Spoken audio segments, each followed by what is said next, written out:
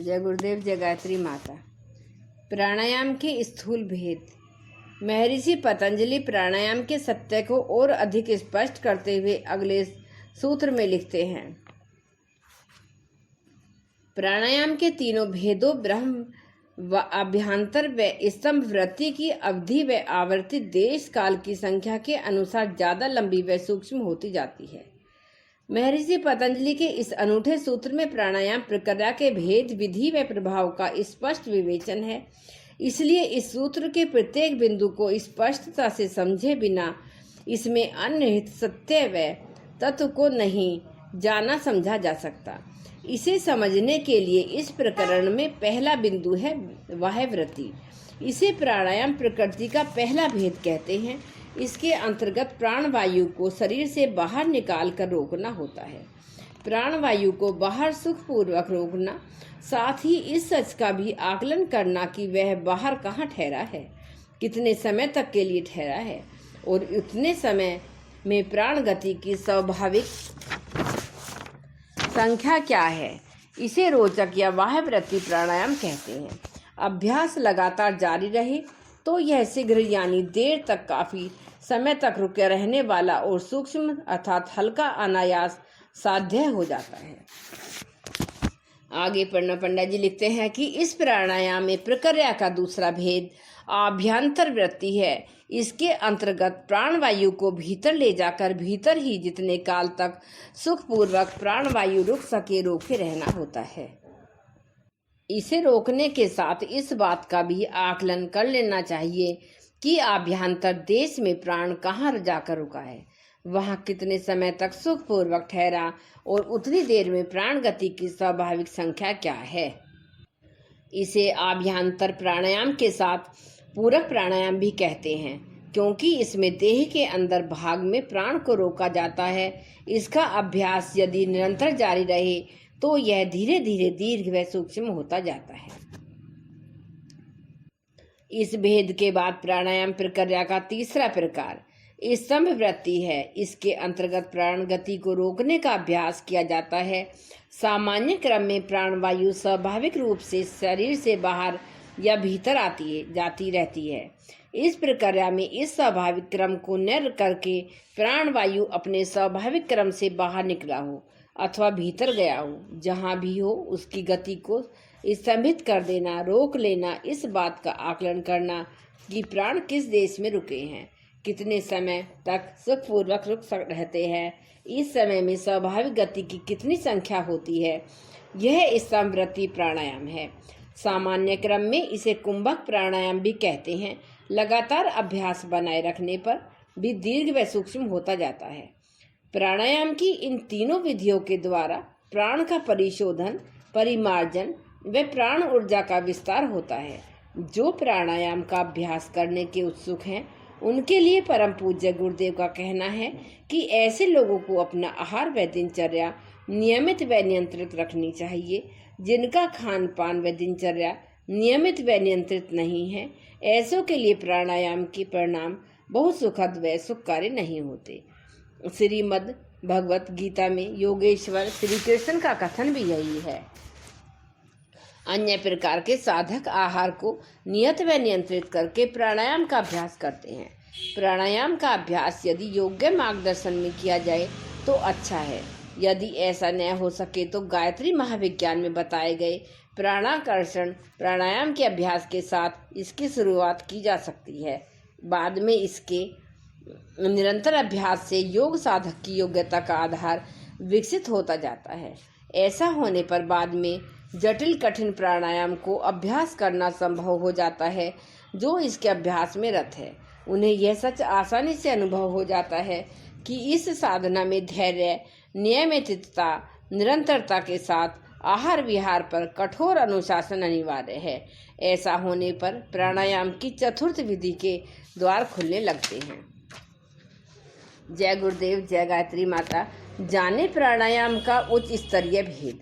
जो योग साधक प्राणायाम की साधना में संलग्न है, जिन्होंने प्राणायाम की प्रक्रिया के सभी तीनों भेदों के रहस्य का सम्यक ज्ञान पाया है, उनके लिए प्राणायाम का चतुर्थ भेद स्वतः ही अनुभूति में आने लगता है, क्योंकि यह प्राणायाम केवल उनके लिए है जो काफी कुछ सूक्ष्म चेतना का स्पर्श पा चुके हैं, जिन्हें परा प्रकृति की झलकियां मिलने लगी हैं। प्राणायाम के इस भेद को महर्षि ने अपने अग्र सूत्र में स्पष्ट किया है। प्राणायाम का चौथा प्रकार आंतरिक है। यह पहले बताए गए प्राणायामों के तीनों भेदों के पार जाता है।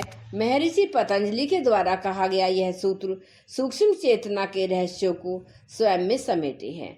जो योग की साधना के यथार्थ को समझते हैं, उन सभी को यह सच्चाई मालूम है। आगे पंड्या जी लिखते हैं कि योग का मकसद केवल उत्तम स्वास्थ्य तक सीमित नहीं है।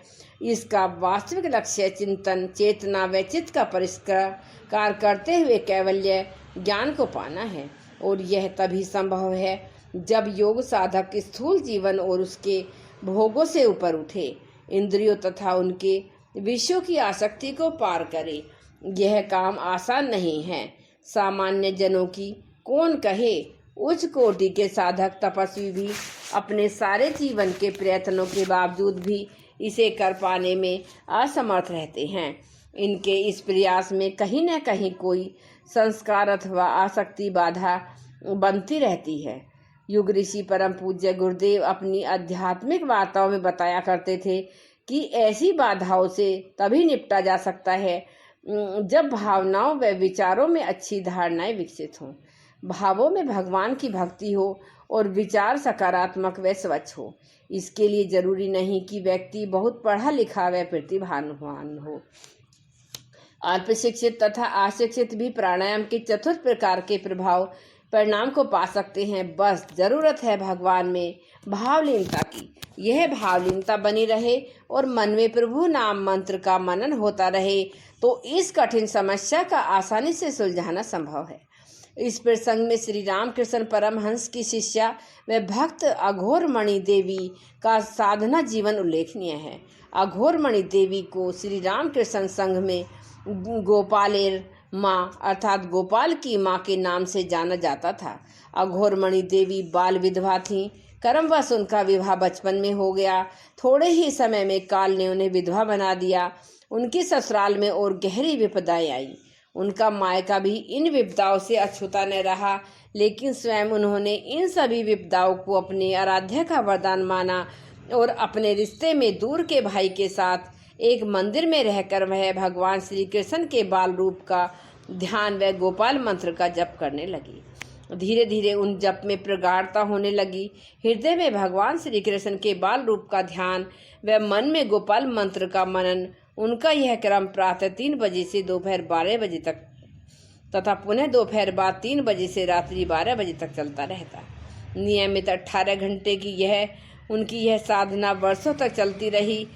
इसी बीच उनकी श्वास की लय में, प्राण की प्रक्रिया में अनेकों परिवर्तन हुए। पहले उनकी श्वास की गति स्वयं ही धीमी व गहरी हुई। इसके लिए उन्होंने कभी कोई प्राणायाम नहीं किया। बाद के समय में उन्हें जप व ध्यान करते हुए स्वयं ही अंतः कुंभक व बाह्य कुंभक होने लगा। उनकी ध्यान व जप में लीनता इतनी गहरी हो जाती कि उन्हें इसका पता भी न चलता कि उनका श्वास कब अंदर और बाहर ठहर गया। इसी तरह बिना किसी अन्य प्रयास के केवल जप व ध्यान के द्वारा उनका प्राण सूक्ष्म व दीर्घ होता गया।